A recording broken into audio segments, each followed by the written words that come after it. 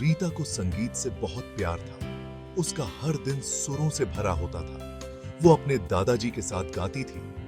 दादाजी ने उसे इंडियन क्लासिकल म्यूजिक सिखाया था। वो सितार भी बजाना सीख गई। संगीत ही उसकी दुनिया थी। रीता एक छोटे से शहर में पली बढ़ी थी। जिंदगी सरल थी। उसका परिवार बहुत क्लोज था। संगीत उन्हें और भी पास ले आता था। शामें हंसी खुशी और संगीत से भरी होती थी। रीता अपने आप को सुरक्षित महसूस करती थी, प्यार पाती थी, दुनिया खूबसूरत लगती थी। फिर रीता कॉलेज गई। ये एक बड़ा शहर था। यहाँ जिंदगी अलग थी। शहर शोर शराबे वाला और बहुत क्राउडेड था। रीता को अपने परिवार की याद आती थी। वो खुद को अकेला महसूस करती थी।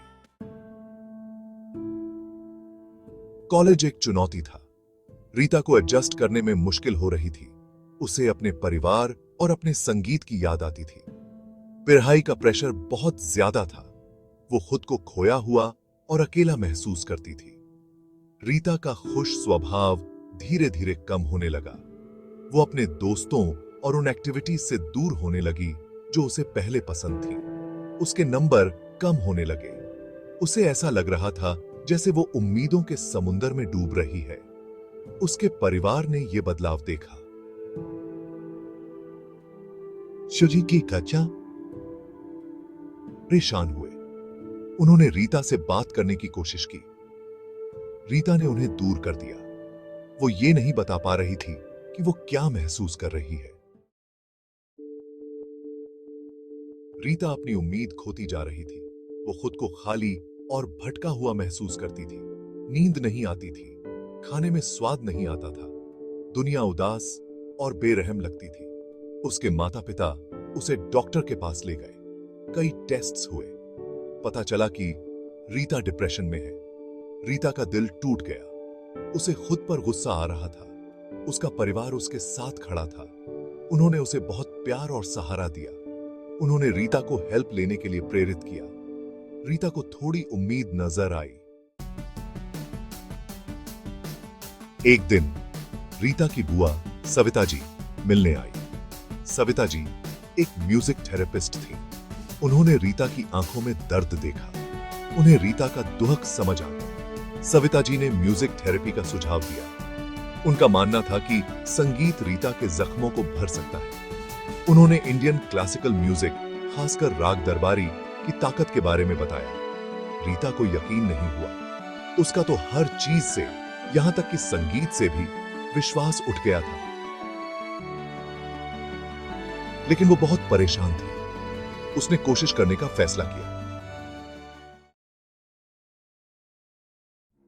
सविता जी ने राग दरबारी से शुरुआत की। उन्होंने इसके हीलिंग प्रॉपर्टीज के बारे में बताया। उन्होंने रीता को संगीत को सुनना, उसके कंपन को महसूस करना सिखाया। पहले तो संगीत बहुत दूर लग रहा था। रीता को कुछ महसूस नहीं हो रहा था, लेकिन सविता जी ने हार नहीं मानी।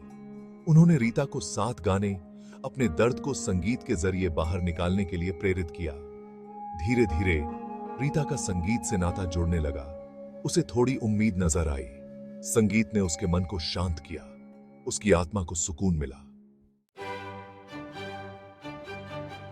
हर दिन रीता को संगीत में सुकून मिलता गया। राग दरबारी उसका सहारा बन गया। संगीत ने उसे ताकत दी। उसने फिर से सितार बजाना शुरू कर दिया। संगीत उसके अंदर से बहता था। यह उसके दर्द, उसकी आशा, उसकी जर्नी को दर्शाता था। रीता ठीक होने लगी। उसे संगीत में खुशी मिली। दुनिया खिल उठी। उसे अब डर नहीं लगता था। रीता वापस अपने म्यूजिक क्लासेस जाने लगी। वो पैशन और कॉन्फिडेंस के साथ बजाती थी। संगीत ने उसे ठीक कर दिया था। रीता को अपनी आवाज वापस मिल गई थी। संगीत ही उसका रक्षक था।